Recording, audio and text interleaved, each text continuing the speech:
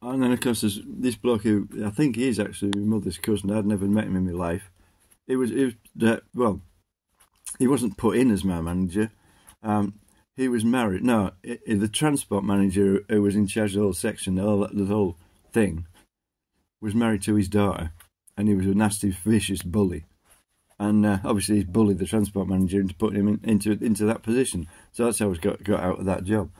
But oh yeah, gob gob gob. That's all he was, all swearing and screaming, mainly at me because I was the young lad. And I was in the SAS and I was in the paratroops for 23 years and the SAS for 23 years. What he didn't know was my dad's cousin. We don't know what he did. Dad says he was in reconnaissance, but I don't know. That's the thing. He didn't either. I mean, I suppose the way the thing to say now is, I mean, now I'm a lot older now. I would say, what unit were you in? I don't remember you. But it is. It's pathetic. And that's the thing. I don't think he even had PTSD. I think he was just a drug addict and an alcoholic.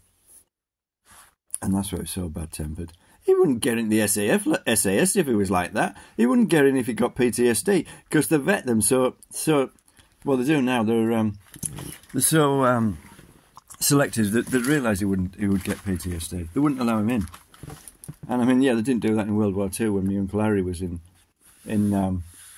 the army. They'd take anybody unless, well, there's certain things like my granddad went to enlist for World War II and World War One because he was old enough, and he had flat feet. The arches of his feet were flat. They said, "Sorry, you're no good to us like that."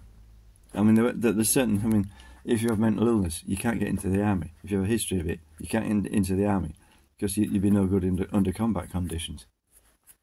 But I mean, all my dad's cousins who were old enough to fight in World War Two did. I mean, my mother's brother was killed in World War Two.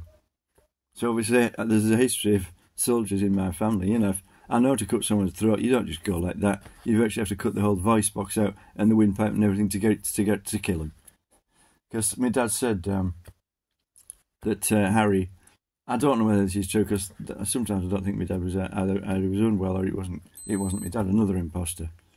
But I know my uncles were all in the army in World War Two. But I'm told Harry had to borrow half tracks and Panzers and Tigers if his Jeep broke down or he couldn't get back to it, and he used to go into German buildings to steal documents and stuff. And that's what he said. He'd try the door. If it was locked, he knew there was nobody in.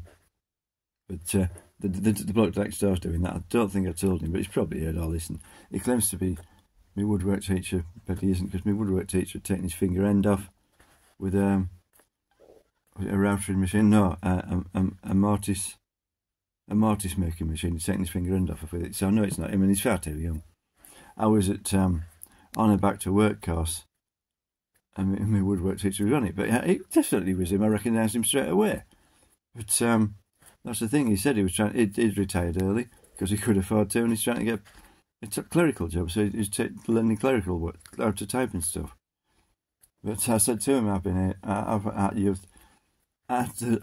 taught him a few things like what was it? What one of the keys was for, because the teacher had told me, and